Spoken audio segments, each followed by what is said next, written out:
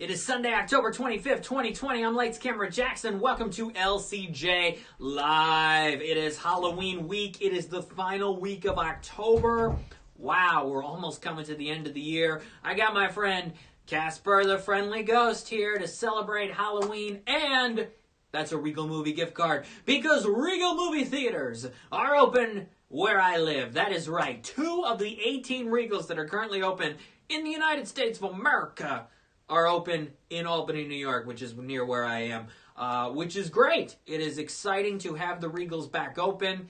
So cool to see Warner Brothers doing a new national spot for Tenet on TV and to see them say, big movies are back in Buffalo, Syracuse, Rochester, and Albany. Because right now you can see Tenet in 3 theaters in Albany. Out of the 4 that are open, 2 of them are Regals. The other is the iconic Madison Theater that is showing Tenet. And the other theater that is open is the Scotia Cinema, which is another iconic movie theater in the Capital Region, upstate New York. And they're showing The War with Grandpa right now, which did well this weekend. The War with Grandpa actually made more money than Tenet this weekend. So we're looking at Honest Thief at $2.5 million. We've got War with Grandpa with 1.9, another 1.3 million for Tenet. And 1.3 million as well for The Empty Man, the new horror movie in theaters. Mikey Laz, I'm going Tuesday afternoon to see Tenet, I assume, in Buffalo. All right, Mikey in Buffalo. Did you like War with Grandpa, says Shellfish Beach. I like De Niro and Christopher Walken in The War with Grandpa. Christopher Walken has a moment in the movie where he dresses up as Santa Claus and says something to a kid. It is the funniest moment in any movie this year because what Christopher Walken does is basically a Christopher Walken impression the entire movie. It is great. It is great. So yeah, Mikey Laz, enjoy it. Are you going to a Regal theater in Buffalo? Let me know here on LCJ Live. The Regals, they got 11 open in the state of New York. Got the 2 here in Albany. You've got others in other parts of the state like Buffalo, Syracuse, Rochester. I think one in Deer Park as well, and Westbury. So the Regals are open. Other theaters are open in New York State, finally. Gotta agree with you on Walken, says Brett Harity. Thoughts on the new Weakest Link? We got a lot of comments coming here on LCJ Live. Not a huge fan of the new Weakest Link, which is on NBC now, Mondays at 10 after The Voice? Because Jane Lynch shouldn't be doing an impression of Anne Robinson. Jane Lynch should be regular Jane Lynch, and that doesn't help. No audience doesn't help. Some of the changes they made to the gameplay don't help. So yeah, too bad about Weakest Link. I want to love it, but I can't. Yeah, the Regal Walden Galleria in RPX in Buffalo. Shout out here to the Albany theaters, Regal Colony Center Stadium 13 and RPX, Regal Crossgate Stadium 18 and IMAX. They got Tenet in the RPX and the IMAX. Look, 1.3 million. Apparently the money coming in now and the results coming in say that New York is the 3rd biggest market. I assume that means the upstate region. I know New Jersey, there's some theaters, and they sort of count that into New York. But it looks like New York may be the 3rd biggest market for tenant theater grosses this weekend. What about Supermarket Sweep? Listen, I didn't watch Supermarket Sweep, but I've heard from friends and people who said, yeah, not that great. Look, Leslie Jones, funny in Ghostbusters, funny stuff on SNL, but I'm not a huge fan of the Supermarket Sweep game and her hosting it. I'm not sure. Maybe I'll give it a shot, but I'm not into that as much as some of the other game shows that are currently on TV. But maybe I'll give it a chance. It was on twice this week. Of course, we've got the Regals. If you're going to a theater, stay safe. Wear a mask. Abide by the rules. Go see a movie. Get concessions. Help support these theaters, absolutely. And your independent theaters, if you've got independent theaters near you. Right now, here in upstate New York, with these theaters now open, it's great. It's fantastic. But I'd like to see more of them be open. Right now we have 4. The Rotterdam Multiplex, which is under a chain called Zurich Cinemas. They're looking to be open soon. But surprisingly silent through this whole week. Bowtie Cinemas and Landmark Theaters. Now, Landmark Theaters has locations open in most of the country. So you'd think they'd be ready to go, but they weren't ready to go this week with the iconic Spectrum 8 here in Albany. And Bowtie Cinemas has 3 locations here in the Capital Region. I know one of the GMs or people behind Bowtie Cinemas said to reporters about this time last week, unless there are crazy, unexpected problems, we should be ready to go. But they're not open yet, and no word at all. I call these places, try to get people, and no response. So maybe Bowtie Cinema's a little bit behind in trying to figure this out. 3 locations, Saratoga, Wilton, Schenectady. So we'll see if they get open this Friday. New in theaters this Friday is a horror film called Come Play, which I have seen. I'll have my review of that on Wednesday. I will also have my review of Holiday with Emma Roberts, which is on Netflix this Wednesday. That review will be Wednesday. So 2 reviews coming at you on Wednesday. You've got Come Play as the new big movie in theaters this coming weekend for Halloween weekend, a horror movie. And then next Friday, November 6th, Let Him Go, Diane Lane, Kevin Costner. Looks like I'm probably, fingers crossed, going to be seeing this movie this week via a screener link. So I'll let you know as soon as I can my thoughts on Let Him Go. But I'm looking forward to it. So stay safe if you're going to theaters. Still support the drive-ins as well, because a lot of drive-ins around the country are showing a lot of Halloween-themed films, whether it's horror classics or family ones like Monsters, Inc. and The New Addams Family and The Nightmare Before Christmas. As I posted here earlier today on Twitter at LCJ Reviews, it's a win. No matter, Monsters, Inc. only made $500,000 this weekend with the re-release. But look, you can find that movie in a lot of different places. And it's been out for 19 years, but you can find it on, Disney Plus, TV. Look at Coco. Disney re-released Coco in theaters, even though Coco aired nationally on ABC the other night. And people are still going because they want to support the theatrical experience. So no matter how much money these movies make, Hocus Pocus has made several $1 million now with its re-release. It's a win because people are willing to support the theatrical experience indoors or at drive-ins and go see a film. It's amazing. What's your favorite Halloween movie? Nightmare Before Christmas is absolutely one of them. A classic. Remember seeing it. Remember watching it, I think, on DVD, going to the theater, seeing those 3D re-releases. Remember when they did that? That was kind of one of the first movies to do a Disney digital 3D release and a re-release. When Disney put it out in 2006, 2007, 2008, and it did pretty well. Same thing with Polar Express. When it was re-released in IMAX in certain places. I remember seeing the Polar Express in IMAX 3D a year after it came out.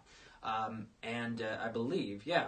And the 3D re-releases, that was the thing. And they were the early ones to do that before Avatar and the DreamWorks movies and the other Disney movies. And everybody kicked in with 3D. They were a little ahead of its time in doing that. I mentioned here in my title here for this LCJ Live, we got to talk sports on TV. Thursday night, I watched Holiday. That was Thursday night. And then I flipped over to the football game, Fly Eagles Fly. Whoa, what a game that was. And boy, I watched that Daniel Jones run live. Daniel Jones, player for the New York Giants, has the ball. He's running. You think he's going for a touchdown, and he trips and falls on nothing. Just the grass. Just, down. And it was unbelievable. And then they kept playing it over and over again because Joe Buck and Troy Aikman wanted to keep showing it, keep laughing, and keep talking about it every chance they got. Let's show that again. Let's show it again. And then, of course, people on social media going crazy, starting up GIFs and memes and GIFs and memes, whatever you want to call it. And then you go to the post-game show, and you got Terry Bradshaw and the other guys. They can't stop laughing about this, and everybody talking about it. I watched it live. I was like, this should not happen.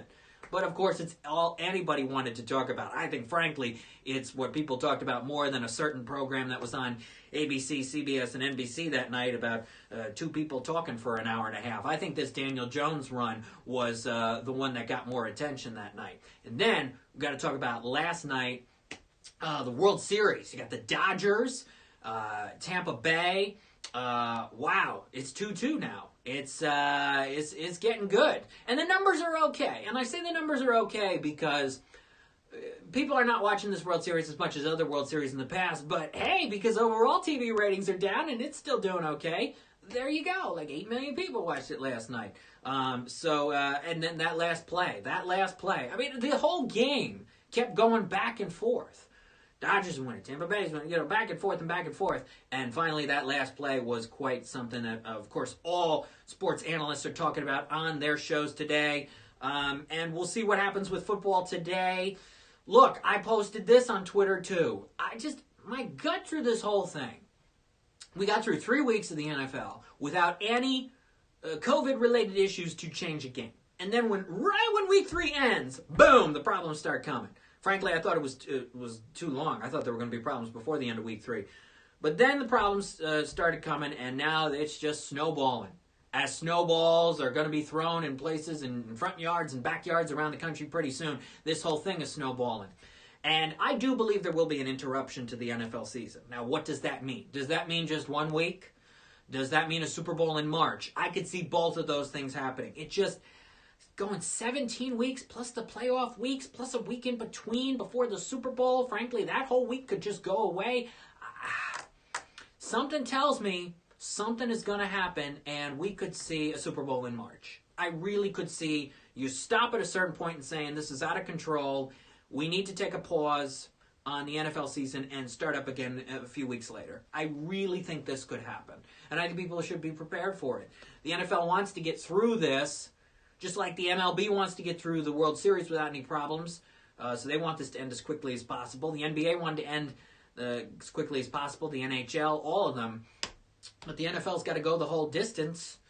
Go all the way. Regis used to say about Notre Dame. But it's going to be tough, and I do think there will be some kind of delay, makeup game week, maybe 2 weeks, and maybe a Super Bowl in March. I could easily see that happen. I'm also going to make a prediction here on LCJ Live. It's nice to see the Tenet promotion. It's nice to see it doing still okay and that people are going to see it in theaters. But I know, now in New York, but I know a lot of people who are also still going to wait for it to come out on DVD, and we're thinking December 15, but that may get pushed back from Warner Brothers. I'm thinking that may be pushed back at least a week. But the big prediction I'm going to make is even when all of this is said and done, when you look at the movies that are coming and award season and getting into that, we're now, today, guess what, folks? Today, 6 months from today, is the Academy Awards. It's crazy that it's still so far away. And it's hard to think about something that's 6 months away because you need to think about the immediate future. But if I had to make a bet today, I believe Tenet will not be nominated for Best Picture. And I'll tell you why. It's gotten so much negative publicity from the fact that a lot of people don't want to go to the theaters and that Warner Brothers is desperately wanting people to go to the theaters and risk their lives to do that. If you go to the theater safely, you'll be fine. But it's gotten such a negative response because of that, because of the delays and Christopher Nolan's demands and all that. On top of the fact that the movie just isn't great. As I've said before here on the show, it is a forgettable movie. I remember going to the theater to see it, but, I remember what happens in the movie, obviously, but it's not special enough to make it stick out in my mind among the 175 other new movies that I've seen in 2020. So I do believe that you'll see a lot of films, these smaller studio ones and the big studio ones that are being saved for Christmas and January and February, whether it's in theaters or on VOD or streaming services. Netflix has a ton, all of that. And when all is said and done, if you're going to nominate 8, 9, 10 films for Best Picture, or even 5, 6, or 7, whatever the number is, if I had to make a bet today, 6 months before the Oscars, I am saying that Tenet is not on that Best Picture ballot. It may be on the Critics' Choice 10 Best Picture list because a lot of the Critics' Choice members love Christopher Nolan so much. And I respect some of his films, but they love him so much. A lot of Critics' Choice members love Nolan and Tarantino and Scorsese. Oh, last year's award season, my gosh. With Parasite and Once Upon a Time in Hollywood and The Irishman and so many, oh my gosh, it was like a frenzy. So Tenet will probably, maybe, end up on the Critics' Choice 10 Best list. Could it go Hollywood Foreign Press Golden Globes? Flip a coin. SAG Ensemble, no. The BAFTAs, they only do 5 for Best Picture. I don't know. It will not be on the Academy Award list for Best Picture. And if it is, I'll be pleasantly surprised. Well, pleasantly, I guess. I don't know. I'll be surprised. I guess I'll be surprised. But I don't see it happening. I don't. What's up, Brett Harity? Thanks for being here on LCJ Live. We are 6 months away from the Academy Awards. I got a new blog piece I posted at lights-camera-jackson.com talking about how ABC for years showed a movie the night before the Oscars, but then they stopped that and they started doing NBA games. But I talk about how they showed Forrest Gump 4 times on the night before the Oscars. They showed Social Network twice, showed a couple Will Smith movies, showed some other films. So I get into that. It's an interesting, they started this tradition. The year 1999, my first Academy Awards of being alive. 1999, when the Oscars moved from Monday to Sunday, they started this tradition of, on the Saturday, let's show an Oscar-related movie. They started with Unforgiven. They went to Sling Blade. Then they took a couple years off and went to World Figure Skating Championships. Then they came back with Good Will Hunting, I believe, was the next year. They showed Forrest Gump 4 times, A Beautiful Mind, Hitch, The Pursuit of Happiness, The Devil Wears Prada, The Social Network. I'm forgetting 1 or 2, but the whole blog piece is up at lights-camera-jackson.com talking about this interesting tradition that went away because ABC felt, let's just show an NBA game. We don't need to make this whole Oscar weekend into something anymore. We don't think it's necessary. I still can't believe the Oscars used to be on a Monday. If this is the Super Bowl for movie fans. And the Super Bowl is always on a Sunday, and you turn it into a weekend. You do parties, you do pools with your friends. It's the same thing with the Oscars, but they had it on a Monday. I guess because, from what I found, the movie industry was not happy initially with it being on a Sunday because they didn't want it impacting the weekend box office. Well, that, of course, is irrelevant now for competition, and it sort of has been for years, and it's sort of been okay. People just get it. Some people still go to the movies, even during the Oscars, in the past. But anyway, check that out on the website. What's up, Tim95250? Thanks for being here on LCJ Live, the final Sunday of October. When we're back here next Sunday at 12 p.m. Eastern, post-Halloween, it will be November 1st. Whew, wow. Movies this week. Come play. Holiday. They're coming at you. I got reviews on the website for, Synchronic. Ooh, don't like that movie. On the Rocks, Bill Murray, Rashida Jones. Wanted to like it a lot more. Rebecca, which is new on Netflix. Lily James, Armie Hammer. I think it's pretty good. Kristen Scott Thomas, great. Kristen Scott Thomas has had a good year.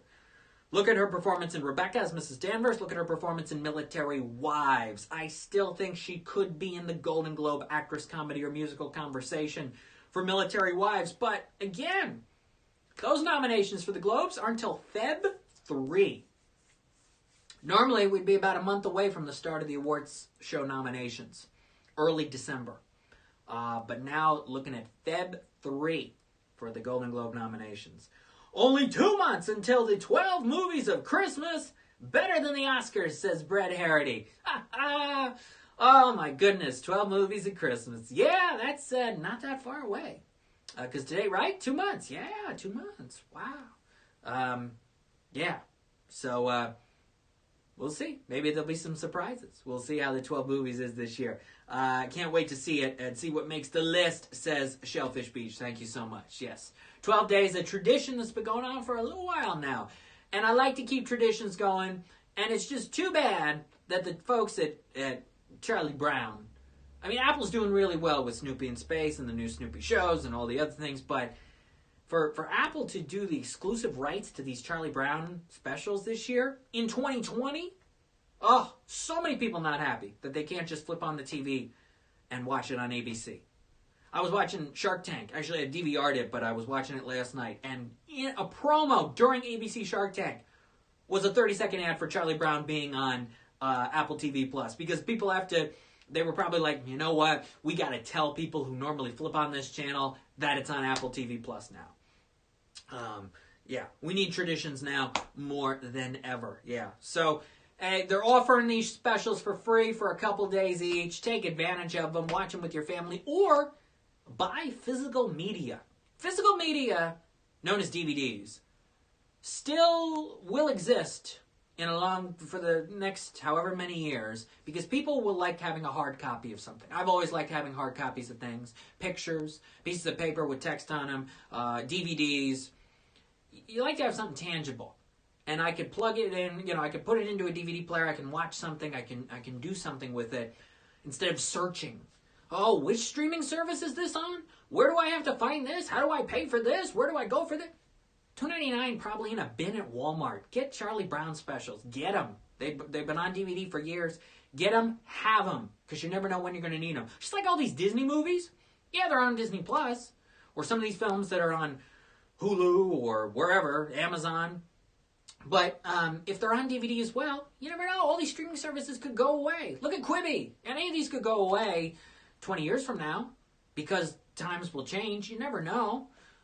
So it'd be good to have something. So for your families to have them for years to come, because look at what has happened, go find the Charlie Brown specials on DVD and get them. They're probably cheap, and you'll do a lot of good for your family. You really will. And we'll see how these Regal theaters do and all the theaters here in upstate New York and see if more theaters can be open. It is so cool to have 2 of the 18 Regals in this country open. You got 7 in California, 11 in New York. I'd like to see the rest open back up, but that will depend on how the box office is these next several weeks. We'll be back here next Sunday at 12 p.m. Eastern for LCJ Live in November. Stay safe on Halloween on Saturday. If you're trick-or-treating, if you're out with people, if you're doing things, do it safely. Wear a mask. Maybe you can incorporate a mask as part of your costume. If you're, I don't know, a doctor, or, think about what you could do with that. But stay safe, stay well, stay positive, upbeat as we get through all this. It is a crazy time for this country, for this world, and we just got to get through.